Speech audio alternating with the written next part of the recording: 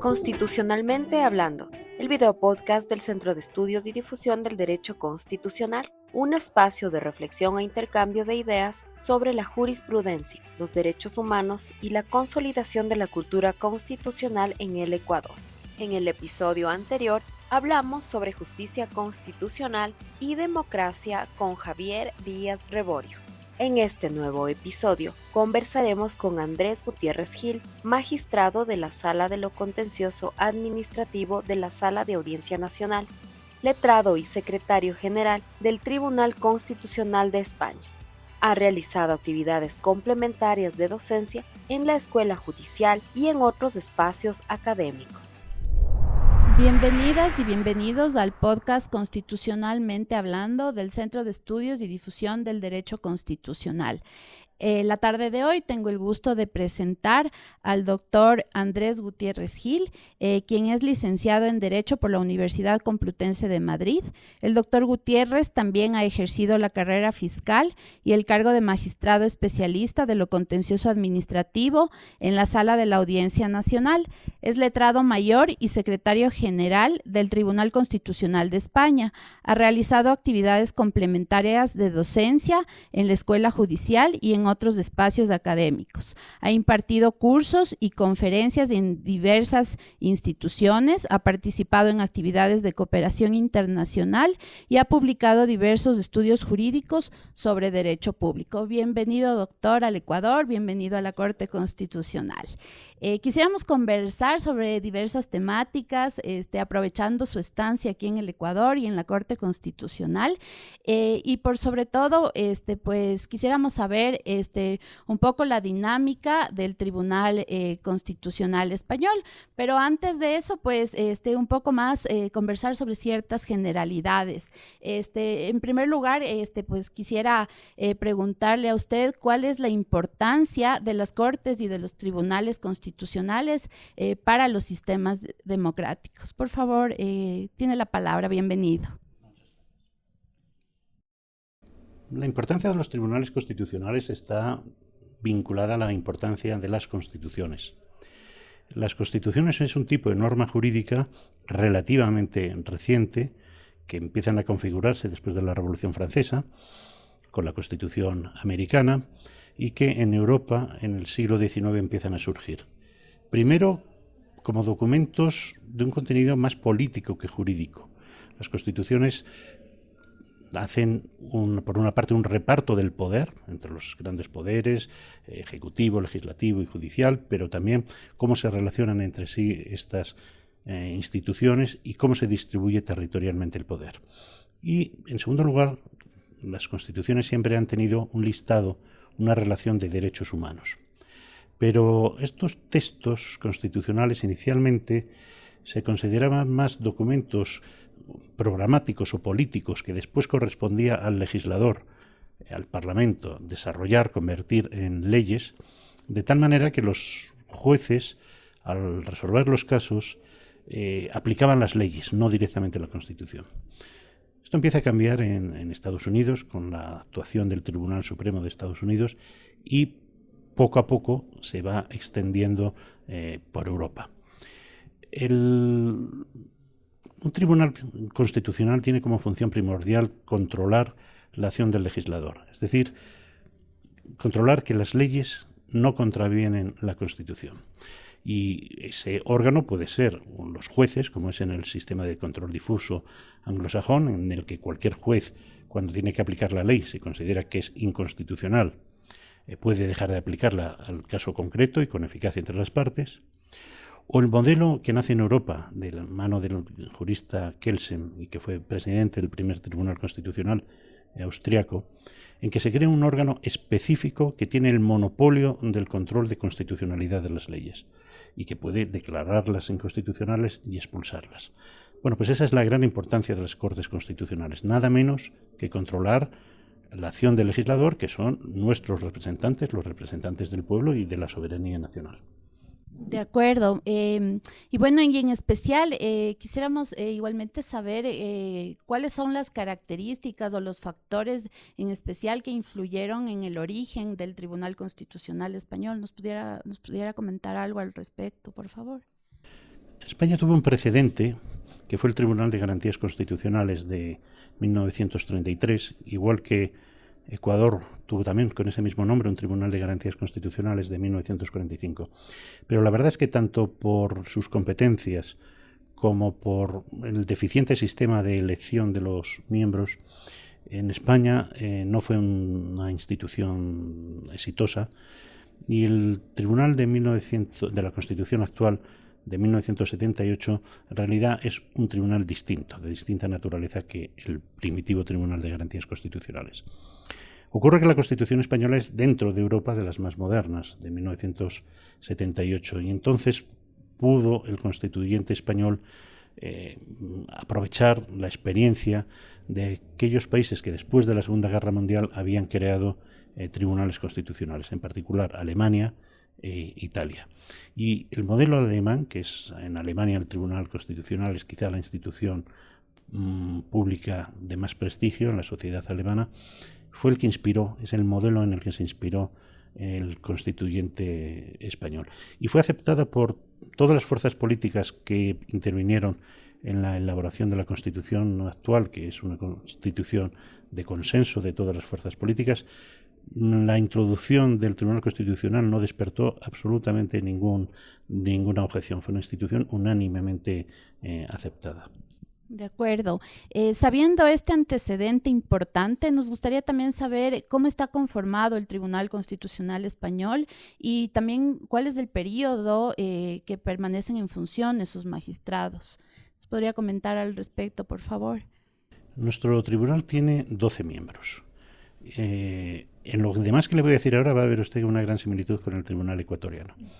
Tiene 12 miembros que son elegidos, 4 por el Congreso de los Diputados, 4 por el Senado, 2 por el Gobierno y 2 por el Consejo General del Poder Judicial. Bueno, pues estos miembros son nombrados por 9 años y hay renovaciones cada 3 años. Ese es el sistema previsto, aunque estas renovaciones se pueden atrasar y de hecho en la mayoría de las ocasiones ha habido atrasos. Pero en principio la previsión constitucional es que cada 3 años haya una renovación de 1/3 de los magistrados, de tal manera que ello tiene la ventaja sobre los tribunales en que se renuevan íntegramente. La ventaja que tiene es que permanecen magistrados con experiencia, magistrados que han entrado en un momento intermedio y otros que se incorporan, y de esta manera el tribunal se va renovando progresivamente, se va adaptando a las nuevas, digamos, situación política, porque al intervenir el legislativo y el Ejecutivo y el Judicial, que a su vez el Consejo General del Poder Judicial,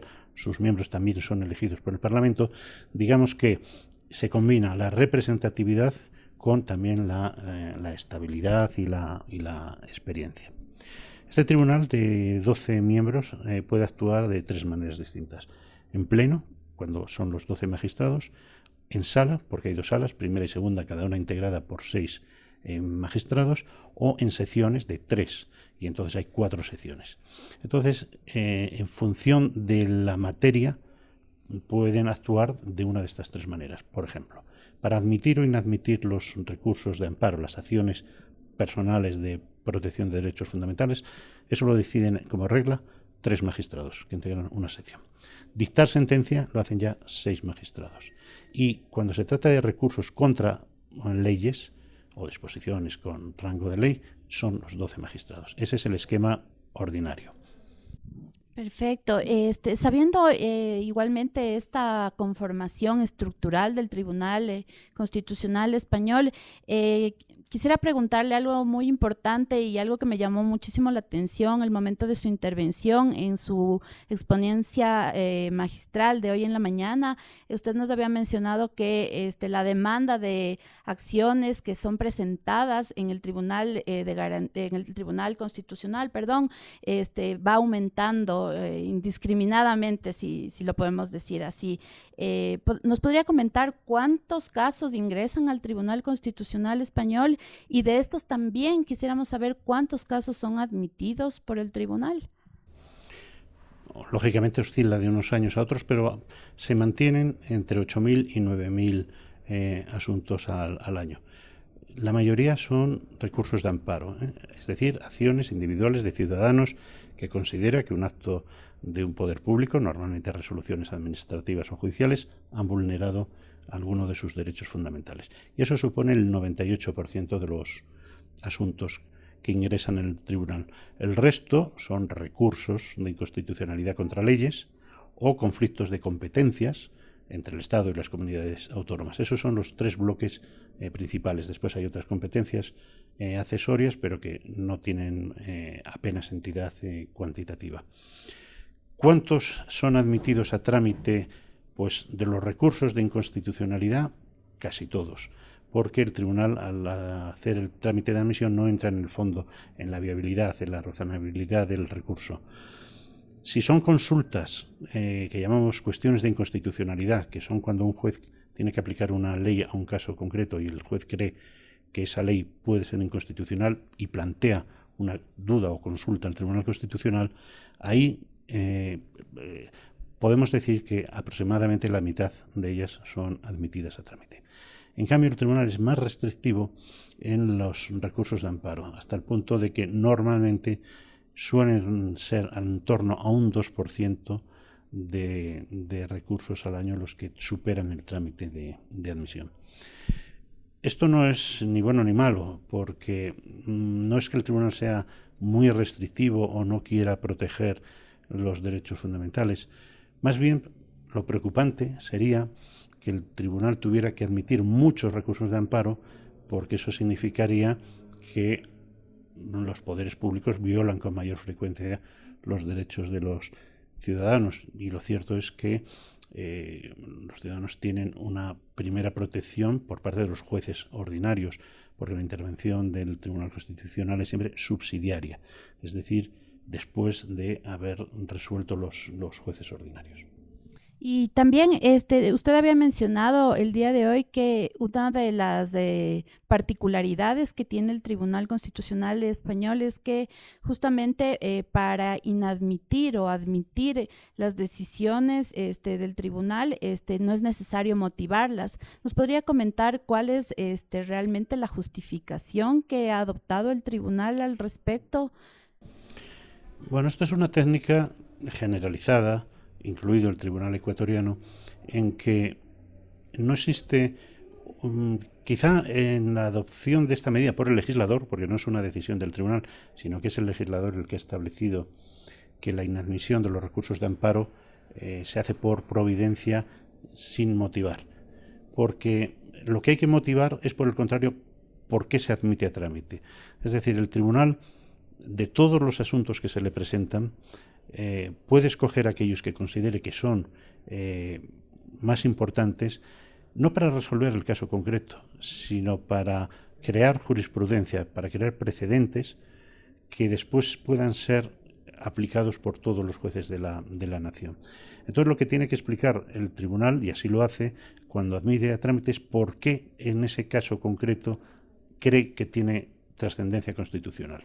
Después todo eso lo desarrollará naturalmente en la sentencia, pero ya en el trámite de admisión da un indicio de por qué, ya sea pues porque es una cuestión novedosa o ya sea porque es una cuestión que está en juego la propia constitucionalidad de una ley aplicada, el motivo que en cada caso aprecie.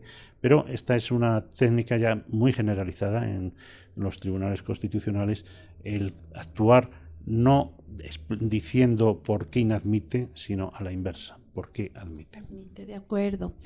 Hay un componente realmente importante que también lo compartimos en la legislación ecuatoriana y que tal vez podría equipararse a la legislación española, que es de la especial trascendencia constitucional. Tal vez nos podría comentar algo sobre si este requisito puede ser tal vez una facultad discrecional del Tribunal Constitucional o de las Cortes Constitucionales a nivel general.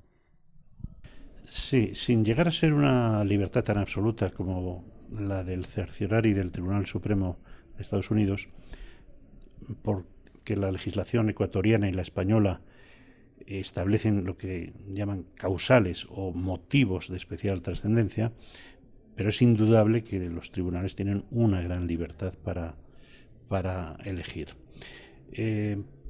Ocurre que los ciudadanos cada vez son más conscientes de sus derechos y exigen de los poderes públicos que sean eficaces. Y por lo tanto la litigiosidad aumenta. Y esto sin duda es altamente positivo, pero también hay que ser conscientes de que un tribunal de escasos miembros no puede resolver mediante sentencias de calidad en un plazo razonable, protegiendo, corrigiendo todas las vulneraciones que se produzcan en la nación. Porque es una labor ingente que en realidad quienes la tienen encomendada son los jueces. Y la misión del Tribunal Constitucional, como dice el Tribunal Supremo de Estados Unidos, su papel no es corregir errores de otros tribunales, sino esclarecer el derecho. No se trata de resolver todos los casos, porque lo importante no son los casos, sino los problemas y las cuestiones jurídicas que surgen de los casos. Es una concepción distinta y el mecanismo que en nuestros ordenamientos ha fijado el legislador para decidir qué asuntos son admitidos es dejando al propio tribunal un gran margen de confianza para que sea el propio tribunal el que elija aquellos asuntos que a su juicio requieren un pronunciamiento. De acuerdo. Sin duda, el sistema español y el sistema ecuatoriano tienen muchas similitudes, pero quisiera, por sobre todo, enfatizar en lo que comentábamos en la mañana, que las Cortes Constitucionales son cortes que crean precedentes, los tribunales constitucionales lo son, y han sido conformados y creados para ser cortes de precedentes. Entonces, quisiera que nos comente usted cuál es la importancia o qué importancia tiene la consolidación del sistema de precedentes justamente para la cultura jurídica de un país. Cuando un ordenamiento atribuye a su Corte Constitucional la facultad o el poder de que sus decisiones sean vinculantes para todos los poderes públicos, no solo para las partes que actuaban en el caso concreto, sino para todos, para el futuro, le está dando un poder de en realidad crear derecho. Se convierte entonces esa Corte Constitucional en fuente material del derecho. Digamos que se supera palabras de Montesquieu, que el juez es la boca muda que pronuncia las palabras de la ley con un cierto automatismo. En un sistema de precedentes es el tribunal el que crea la norma, ante el vacío del legislador o interpretando la norma aprobada por el legislador, crea el precedente, es decir, una regla vinculante para todos los poderes públicos y por lo tanto está creando derecho. Eso es lo que convierte a los tribunales constitucionales en instituciones jurídicas de tanta importancia. Y justamente porque los tribunales constitucionales se constituyen como cortes de precedentes, hay ciertos mecanismos que estas cortes de estos tribunales constitucionales han creado para dar seguimiento al cumplimiento de las sentencias. ¿Nos podría comentar cuál es la experiencia de del Tribunal Constitucional Español para lograr este efectivo cumplimiento de las sentencias? Como efectivamente en el caso español todas las sentencias que dicta en toda clase de procesos son vinculantes para los jueces españoles, son los propios ciudadanos, cuando recurren en amparo ante el Tribunal Constitucional, los que pueden denunciar, es decir, poner de manifiesto que una resolución judicial se ha apartado de la jurisprudencia. Es decir, a través del recurso de amparo, el Tribunal Constitucional controla que su jurisprudencia sea correctamente aplicada, y si no es así, admite a trámite, otorga el amparo anulando la resolución judicial que se ha apartado de la jurisprudencia del tribunal. Bien, creo que ha sido muy interesante conocer un poco más de cómo funciona el Tribunal Constitucional Español. Agradecemos mucho la presencia del doctor Gutiérrez y pues esperamos que su estancia en el Ecuador haya sido muy grata. Lo esperamos de vuelta el próximo año en la conferencia interamericana y pues bienvenido nuevamente al Ecuador. Muchas gracias por habernos dado su tiempo. Gracias a ustedes. Gracias. Buenas tardes.